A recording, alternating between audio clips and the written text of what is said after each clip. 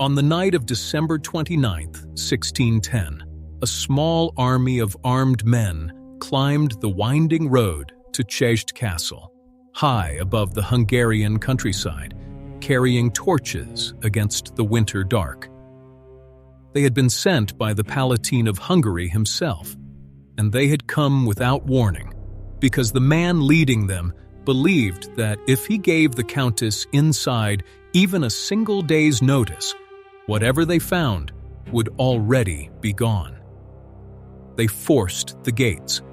They moved through the halls, torchlight sliding over tapestries and cold stone, boots echoing in corridors built to keep invaders out, never imagining they might one day be sent in to search for what the walls themselves were hiding. And according to the accounts later sworn under oath, what they found inside those walls was a girl already dead on the floor of a chamber, another girl still breathing but beaten past recognition, and more women locked away in the dark, starved, waiting for a fate the soldiers could only guess at. The Countess who ruled this castle was one of the wealthiest and most powerful noblewomen in the Kingdom of Hungary, a member of a family that had produced kings, cardinals, and generals. Her name was Elizabeth Báthory. Within months, witnesses would number in the hundreds. A list of names, written in her own hand, would surface with over 600 entries, and history would remember her as the most prolific female serial killer who ever lived. But 400 years later, the paper trail tells a stranger story than the legend does. One where the debts of a king, the greed of a family, and the silence of a woman locked in a tower may matter just as much as anything that happened inside that castle. Welcome to the sinister past, where the deeper you dig into history, the harder it becomes to tell the monster from the men who needed one. Elizabeth Báthory was born in 1560 into one of the most formidable families in Eastern Europe.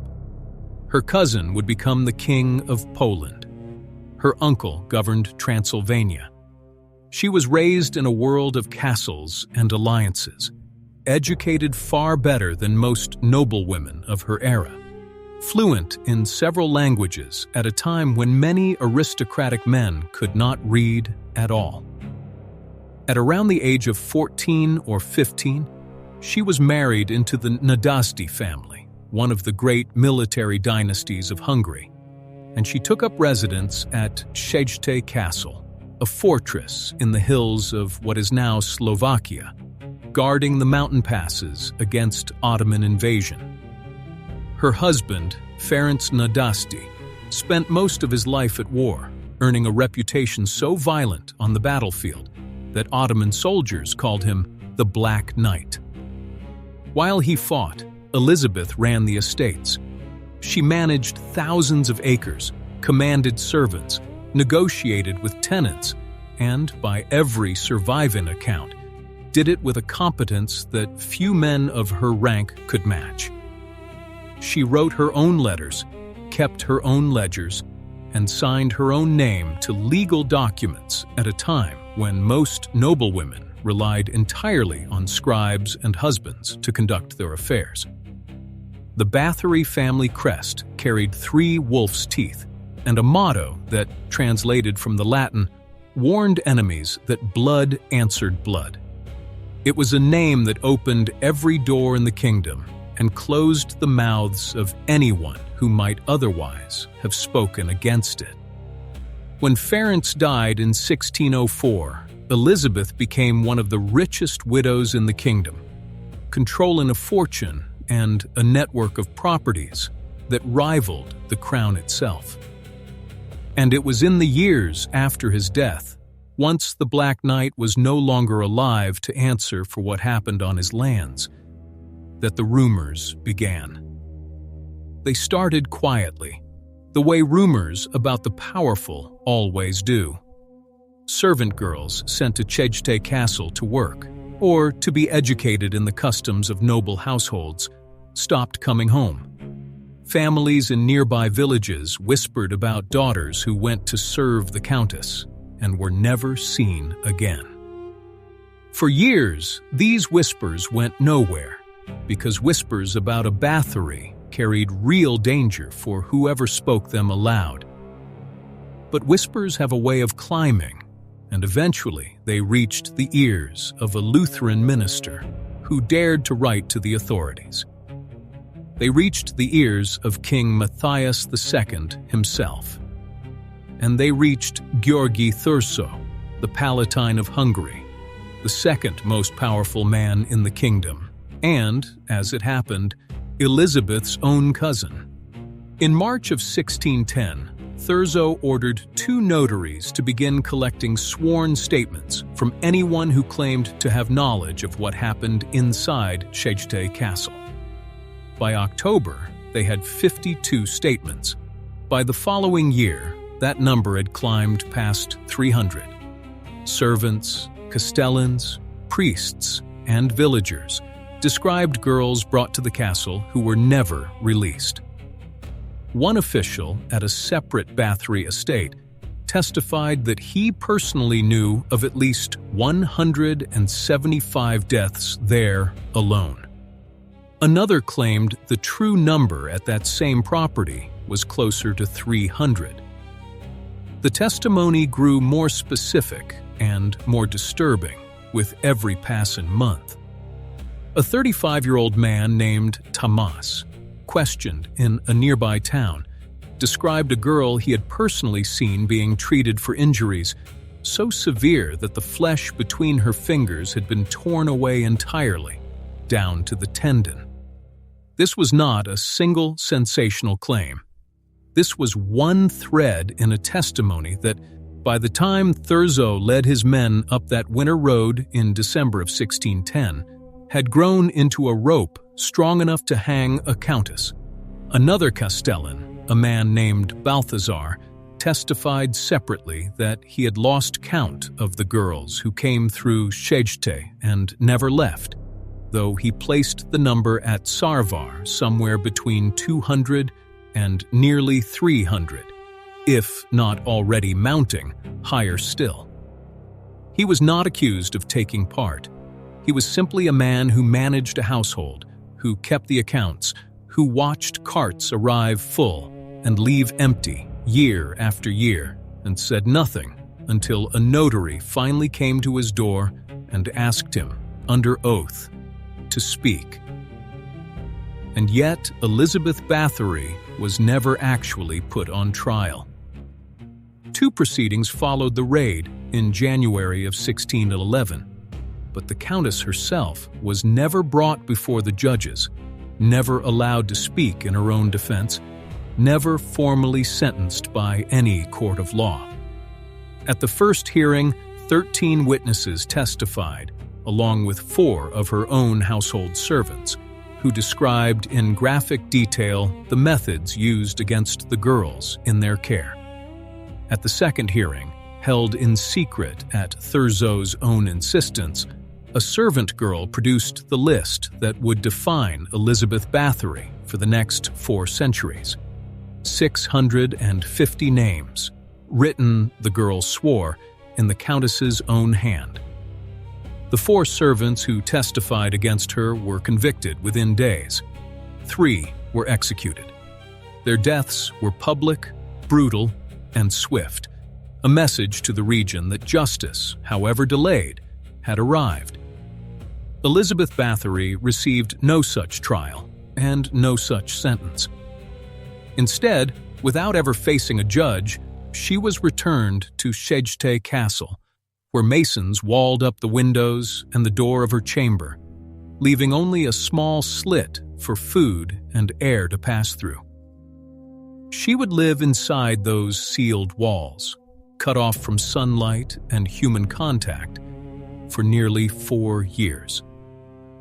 Villagers in the valley below Szeged would later claim they sometimes heard sounds from behind the stone at night, though no record from the time confirms what, if anything, was ever actually heard.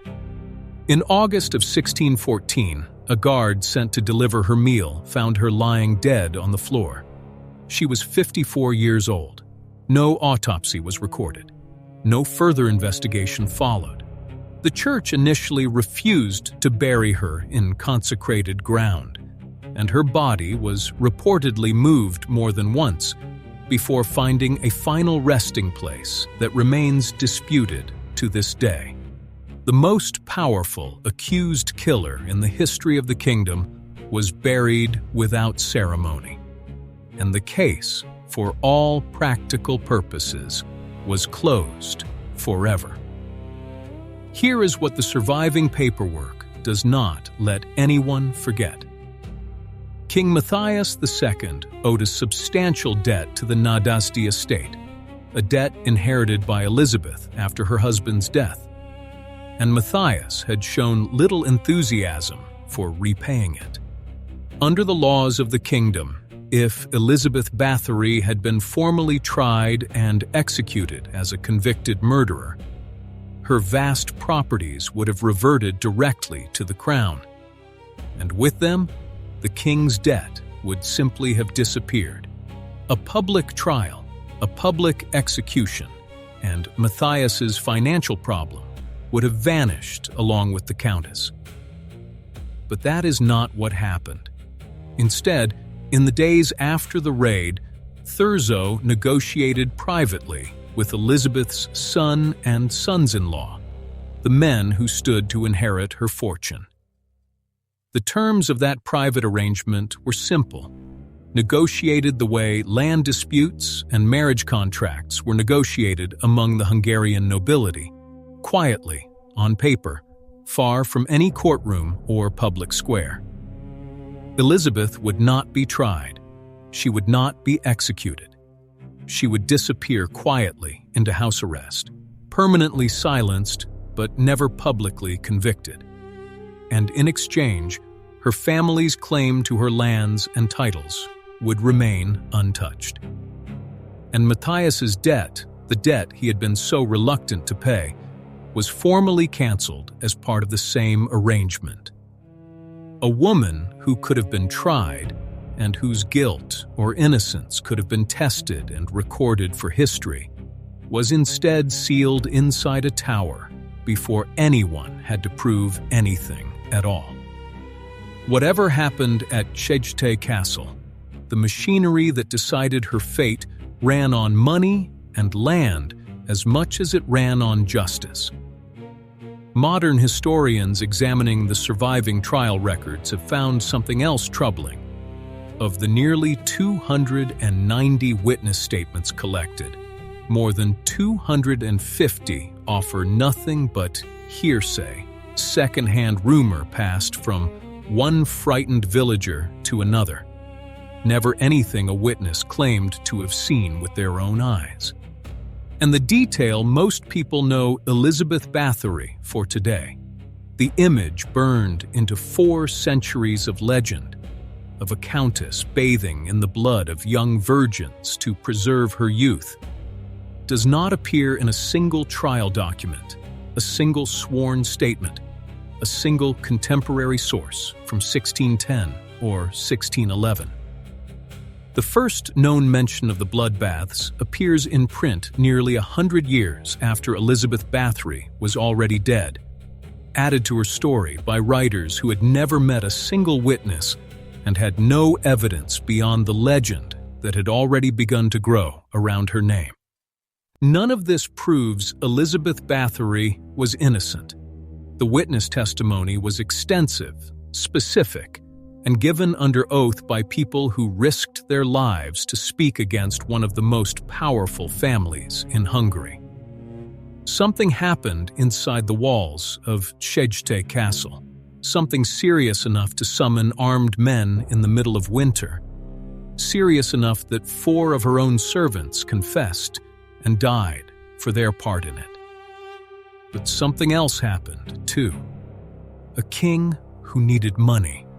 A family that needed her silence more than they needed the truth. And a woman who was never allowed to answer for herself. walled into a tower before the world could hear her side.